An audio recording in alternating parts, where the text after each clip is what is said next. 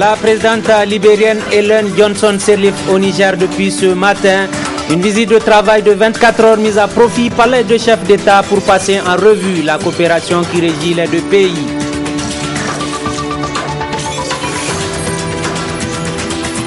Et de deux pour les candidats au second groupe de la session 2016 du baccalauréat. Depuis ce matin, ils affrontent les épreuves pour chaque série et ce sur l'ensemble du territoire national.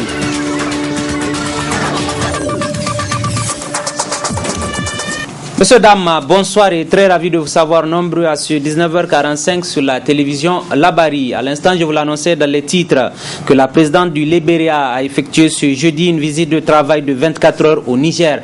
À la tête d'une importante délégation, Ellen Johnson Sirleaf est venue pour échanger avec les autorités nigériennes sur des questions touchant la vie socio-économique et sécuritaire des populations des deux pays. Sur les points inscrits à l'agenda officiel, les deux parties ont eu des séances du travail. Le compte rendu avec nos reporters Sadou Doumi et Hassan Saleh Mustafa.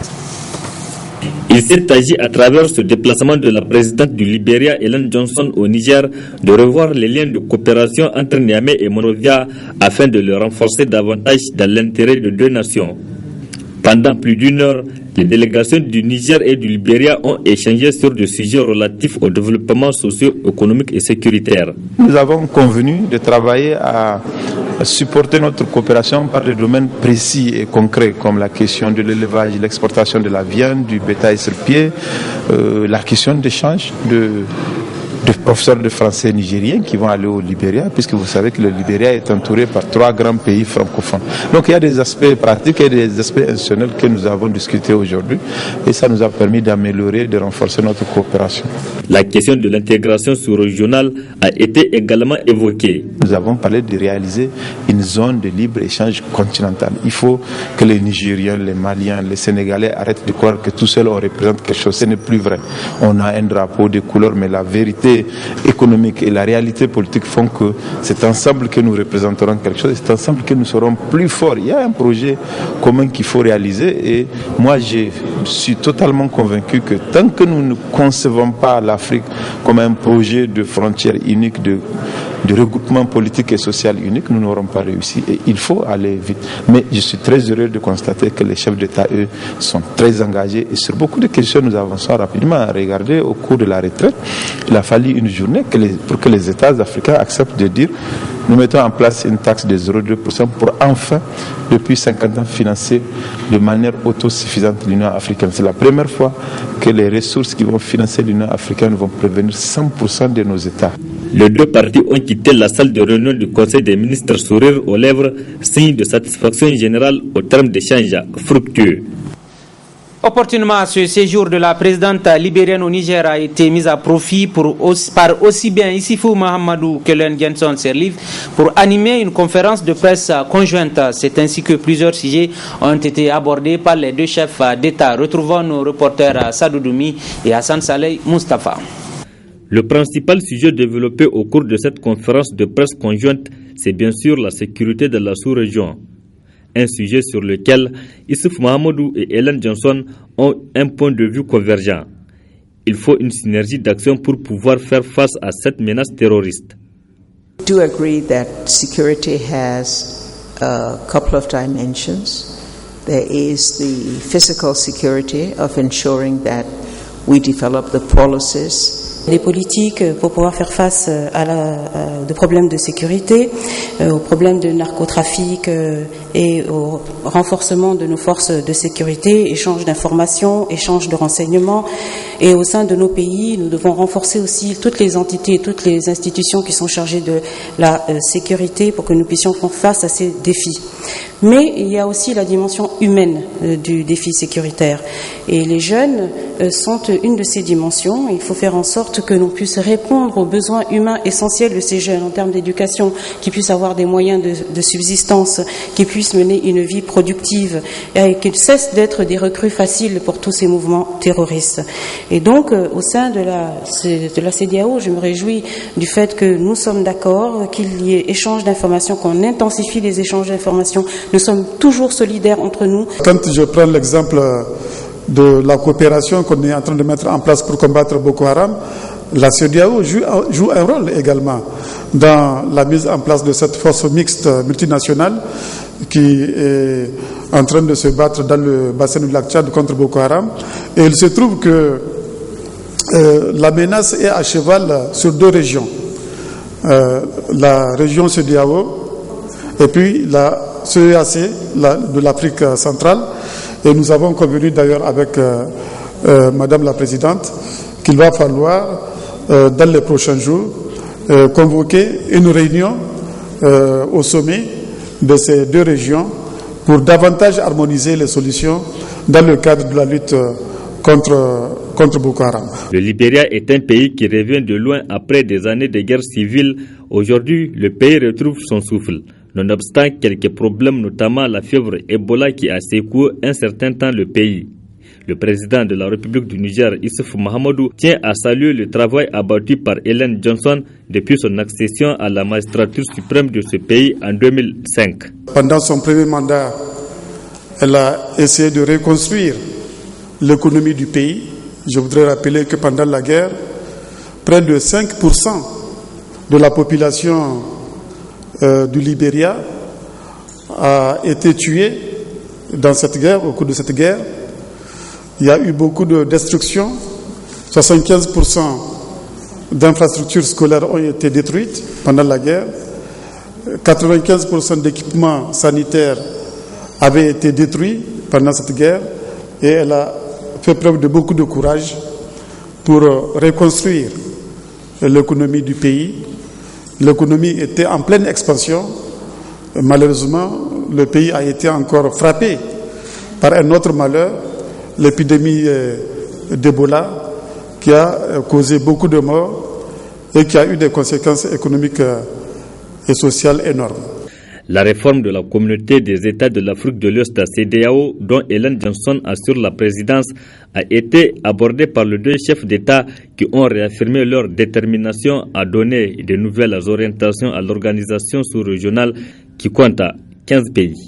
Suite de cette édition, passons à toute autre chose avec le début ce matin sur l'ensemble du territoire des épreuves écrites du second groupe de la session 2016 du baccalauréat. C'est une obligation pour les candidats admis au second groupe d'affronter l'épreuve de langue vivante 2 pour les séries littéraires et histoire-géographie pour la série D, ainsi que 2 épreuves au choix dans des matières du premier groupe pour combler les points manquants pour décrocher ce premier diplôme universitaire. Le reportage est signé ici Michel Deji. C'est la seconde chance pour pouvoir réussir son bac. Ce matin, j'ai fait l'épreuve d'arabe. C'est la première épreuve comme ça. Le soir, dans la soirée plutôt, je vais reprendre le français et demain matin, Inch'Allah, je vais reprendre l'épreuve de philosophie. Je souhaite être admise. Et c'est un souhait que je partage avec tous les autres candidats. Donc ils sont là-bas en train de plancher dans la salle jusqu'à 11h. Et tous les candidats ont répondu présent. On verra entre la note obtenue au niveau de la matière reprise, pas la langue vivante, parce que la langue vivante elle est obligatoire. Les 2 autres matières là qu'ils ont choisies, eh bien, on verra la note entre celle obtenue au premier groupe et celle obtenue au second groupe. On prend la meilleure. Naturellement, nous voulons que tous les candidats démettent. Mais s'ils n'ont pas eu leur moyenne, ils peuvent échouer. Ça, c'est pas exclu. Sinon, on n'allait pas faire l'épreuve du second groupe. Si c'est automatique, c'est pas automatique. Donc, il faut que, au niveau des matières qu'ils ont choisi de reprendre là, ces matières dites du choix, qu'ils arrivent à combler donc, le trou qui leur manquait au premier groupe. Ils vont finir demain dans la matinée. Et Inch'Allah, les résultats tomberont le samedi. Les candidats, eux, restent encore dans la crainte en attendant de pouvoir confirmer leur réussite. On vient de traiter l'anglais. Mais vraiment, des choses, c'est différent. C'est-à-dire le fait de traiter anglais est un peu difficile à eux. Vous avez fait le franco-arabe et vous avez traité anglais? Oui, on a traité anglais aujourd'hui. Le second groupe nous fait un peu peur car ils font échouer les gens dedans. Celui qui a eu à passer ou à réussite au niveau du second groupe, vraiment, il a beaucoup de chance. Bon, j'ai fait du mon mieux, mais je sais que ça ira, Inch'Allah, ça ira. Ça ira, mais j'ai un peu peur parce que le second groupe, ils font échouer encore les gens. Le baccalauréat, premier diplôme internationalement reconnu qui donne accès aux études supérieures. Une fois refusé, l'élève est donc dans l'obligation de reprendre dans les normes universitaires la classe de terminale l'année suivante, peu importe sa moyenne de classe. D'où cette angoisse des candidats. Oui, abstraction faite de ce tract ne peut que souhaiter bonne chance à ces candidats au second groupe pour l'obtention du tout premier diplôme universitaire qu'est le bac. Remise officielle de 6 véhicules pick-up ce matin destinés au poste de police frontalier de la région de Difa. Une dotation d'ailleurs qui vient à point nommé, surtout au regard du contexte sécuritaire qui prévoit en ce moment dans cette région. Appréciée à sa juste valeur, la cérémonie a lieu au garage central de la police nationale, non seulement en présence des partenaires, mais aussi les tout premiers responsables de la direction générale de la police nationale. Le compte rendu est signé par Nasser Seydou et Nafi 6 véhicules pick-up flambant neufs destinés au poste de police frontalier de la région de Difa. C'est la nature du don à mettre à l'actif de la mise en œuvre du projet CEDENI. Projet dont en est l'initiatrice l'OIM, l'Organisation internationale pour les migrations, jointe par d'autres partenaires.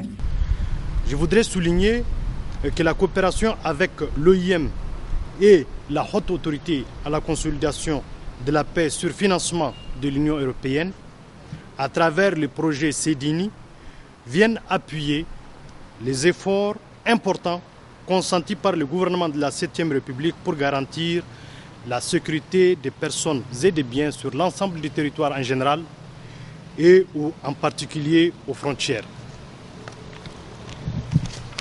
C'est l'occasion ici d'annoncer la construction du poste de police frontalier de Congo-Kirei par l'OIM sur la frontière avec le Mali, qui est à un stade très avancé.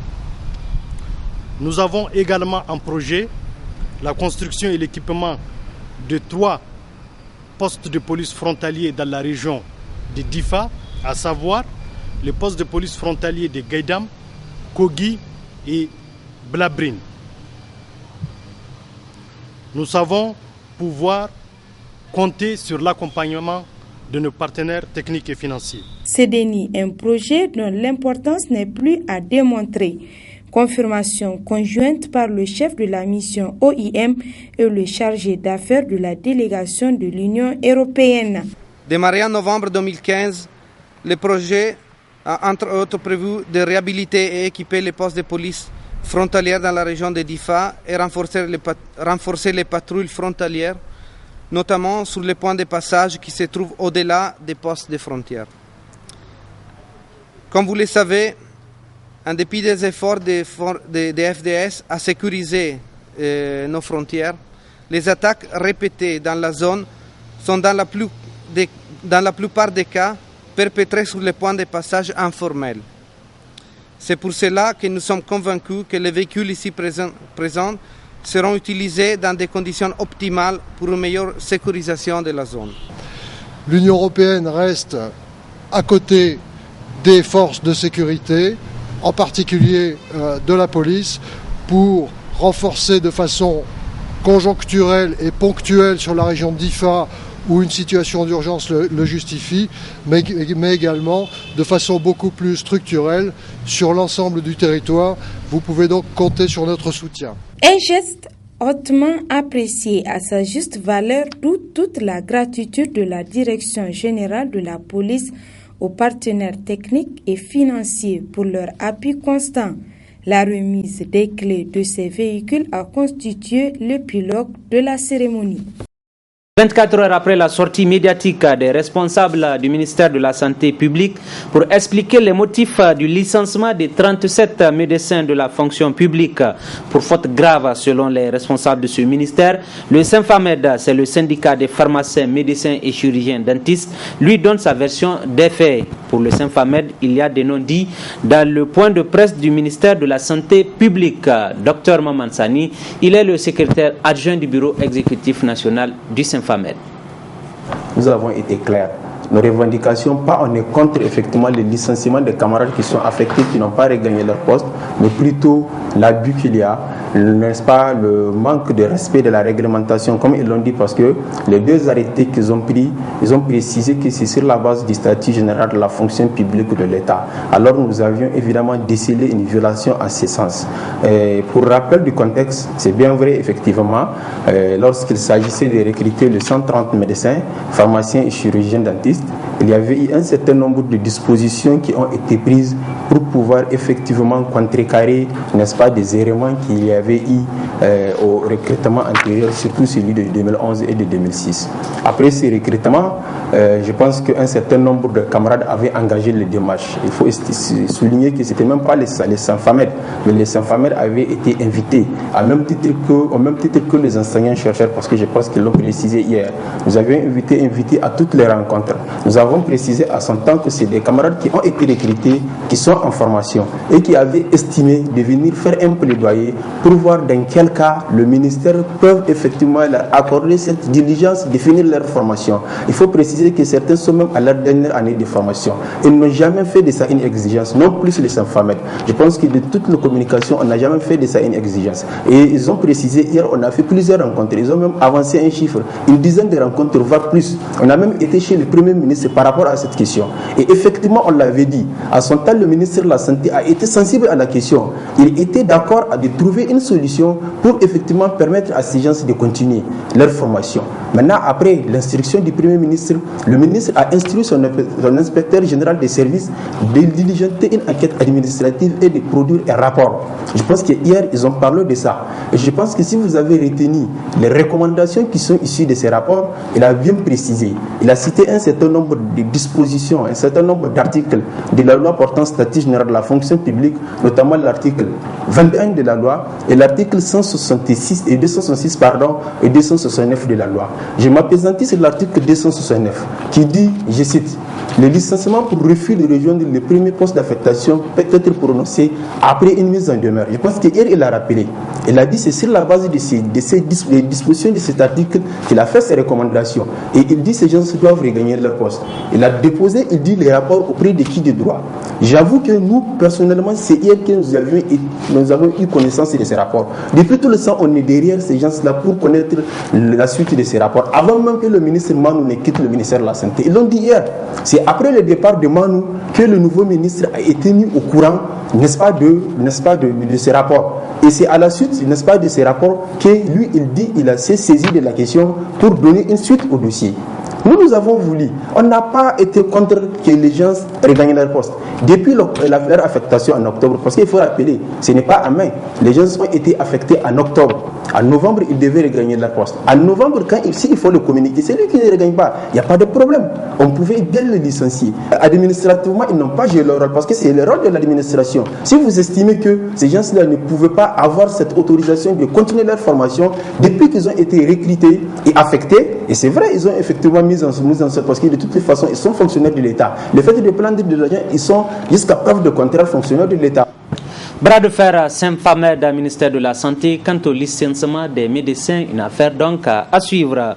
Plusieurs voix continuent de s'élever et monter au créneau, dont la dernière est celle de l'Association pour la défense des droits des consommateurs, ADDC Wadata. L'association appréhende à cet effet une flambée des prix préjudiciables déjà au faible pouvoir d'achat des citoyens. Encore la concession de la gestion des magasins sous douane confiée au groupe Bolloré. Le reportage de la rédaction. Lien de cause à effet, gros semble être les appréhensions des consommateurs en ce moment qui redoutent une flambée des prix en relation avec désormais la gestion confiée au groupe Bolloré. Une approche biaisée dès au départ. Cette affaire de Bolloré, ça a été mal négocié, mal préparé. On ne peut pas, l'État ne devrait pas plutôt prendre tout de go cette décision sans concertation. Il fallait d'abord faire des concertations, des consultations, expliquer aux gens les enjeux. Et que voilà, c'est arrivé, ça n'a pas été fait. Et les gens font face à une nouvelle réalité qu'ils n'ont jamais connue. Et bien entendu, cette réticence par rapport à ça va arriver. Une gestion qui continue de soulever autant de vagues, d'où ces questionnements. Est-ce que notre douane était incapable depuis tout ce temps-là que le Nigeria a existé? Est-ce qu'on n'a pas la possibilité de redonner, en tout cas, un dynamisme à notre douane? Il faut chercher encore un autre prestataire pour faire ça, avec nos pauvres recettes douanières qui sont d'une manière ou d'une autre, c'est ça notre oxygène. Et même ça, avec ça, il y a des problèmes. Alors là, on se pose la question, est-ce que cet exercice va très bien marcher? Tout de même, pour y remédier, des pistes de solutions sont à envisager. Il faut très rapidement ouvrir des débats, ouvrir des concertations par rapport à cette question, pour trouver une solution le plus rapidement que possible. Sinon, c'est le marché qui va en partir et c'est le consommateur qui va payer cher. Et on ne sait pas la réaction qui va venir. Le pouvoir d'achat du citoyen lambda du jour au lendemain s'amenuise face à cette cherté de la vie. Une situation pénible vécue dans sa chair et son âme qui mérite véritablement qu'on s'y penche. 2500 logements sociaux sont prévus pour être construits en 5 ans. C'est le nouvel espoir au titre du programme de la Renaissance Acte 2 à travers la mise en œuvre du programme présidentiel d'habitat et de facilitation de l'accès à la propriété immobilière. Un programme dont la mise en œuvre malheureusement semble buter à plusieurs difficultés. Le reportage est signé Michel Deji et Aboubakar Souley. Le programme représente dans sa concrétisation une satisfaction à un des principaux points de revendication des syndicats des travailleurs nigériens qui sont restés en souffrance depuis fort longtemps. Mais le projet, dans sa phase initiale de mise en œuvre, laisse déjà planer beaucoup de doutes du côté des bénéficiaires directs de l'initiative. À cette occasion, j'ai eu l'honneur de parler au nom des travailleurs. Nous avons sollicité qu'au moment opportun, on mette à notre disposition toutes les informations relatives à ce programme. Malheureusement, à notre grande surprise, cela n'a pas été fait et on a été conviés tout simplement au discours de lancement. Nous avons pensé, et après ce discours, nous avons sollicité que dans le cadre de ce programme-là, qu'on ficelle un véritable dossier, qu'on mette en place un comité vraiment qui sera chargé de piloter la réalisation de ce programme-là. Et un comité au sein duquel certainement on va siéger. En ce moment, on saura comment les choses avancent. Si réellement il y a des concrets dedans, on saura. S'il y a un problème aussi, on saura. Donc notre vœu le plus cher, c'est que dans un premier temps, qu'on nous fournisse toute la documentation nécessaire, qu'on nous montre le terrain où les choses vont être réalisées, qu'on nous dise voilà les fonds qui ont été dégagés pour réaliser ce travail-là, qu'on nous dise voilà les entreprises chargées de faire ça, de faire ça, de faire ça. C'est que tel que nous le voyons aujourd'hui, on n'a pas comme l'impression que les choses vont avancer vite. Selon le secrétaire général de l'USTN, il est urgent que le gouvernement prenne toutes les dispositions qui s'imposent en vue d'une meilleure réussite de cet ambitieux projet de la Renaissance Acte 2. Dieu sait qu'au Niger, on en souffre. Il n'y en a pas de réalisation à proprement parler des logements sociaux. Le président de la République, dans le cadre de son premier mandat, avait un objectif de réaliser 1000 logements par an, soit 5000 au bout de 5 ans. Et au finish, on s'est rendu compte que ce programme-là n'a pas été réalisé. Donc maintenant qu'il ambitionne de réaliser jusqu'à 25 000 au bout de 5 ans, nous avons dit que le programme est extrêmement ambitieux. Cela relève d'un véritable défi et que notre attente, nous, c'est de passer au concret. Et si au premier abord, on a envisagé de réaliser quelque chose qu'on n'a pas pu et que cette fois-ci, on multiplie le nombre par 5, donc il va falloir cette fois-ci aller au concret, dépasser les discours. Ici, ce qu'on a compris, c'est que l'État veut mobiliser les partenaires, notamment les opérateurs économiques nationaux et les partenaires techniques et financiers de notre pays, pour que chacun contribue. Donc, on a comme l'impression que si jamais les opérateurs ne se manifestent pas, donc il n'y aurait pas de logement. Donc, c'est ça notre inquiétude, c'est d'aller au concret, que l'État matérialise son engagement par des faits concrets, qu'on réalise le logement et on aimerait bien qu'à la fin du mandat du président de la République, qu'on remette les clés aux travailleurs pour les maisons qu'ils auraient acquises. Lancé le 15 juillet dernier, le programme présidentiel d'habitat et de facilitation de l'accès à la propriété immobilière et foncière contient 25 000 logements sociaux que le gouvernement s'est engagé à construire pendant la période 2016-2021. Des logements de standing et des logements à céder en location-vente au profit des agents de l'État. Un projet dont la concrétisation vaut son pesant d'or au vu de la situation actuelle de problèmes de logement auxquels font quotidiennement face la plupart des travailleurs aussi bien à Niamey qu'à l'intérieur du pays. D'un programme à un autre, mais cette fois-ci avec celui d'Ignamé-Niala, un vœu d'ailleurs si cher aux autorités de la 7e République. Sauf que dans les faits, la réalité est tout autre au regard de cette insalubrité criade un peu partout dans la ville de Niamey. Illustration d'ailleurs au quartier Zongo, exactement derrière l'ex-immeuble BDRN, la Banque de développement de la République du Niger, où le constat est tout sauf beau à voir relativement aux ordures visibles. Le reportage est signé Nafissa Zakou et Nasser Seydou. Nous sommes au quartier Zongo, précisément derrière l'immeuble de l'ex-BDRN où on observe depuis quelque temps un dépotoir d'ordures. Ce dernier est causé par le blocage des caniveaux du petit marché actuellement en construction. Une situation qui met mal à l'aise les populations de Zongo et alentours, d'où ces cris de cœur.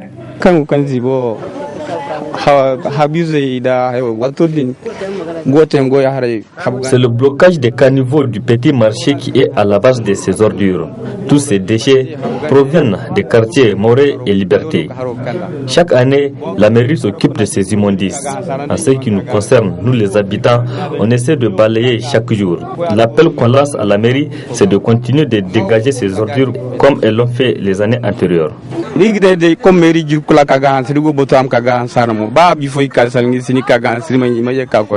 C'est la mairie qui a dégagé ce tas d'ordures l'année passée. Ils ont vu et savent de l'existence de ces ordures, car tous leurs agents passent par là pour aller à leur lieu de travail. Donc ils devraient dégager ça. Il revient donc aux autorités municipales de prendre toutes les dispositions nécessaires pour dégager ces tas d'ordures afin que Niamey soit véritablement coquette.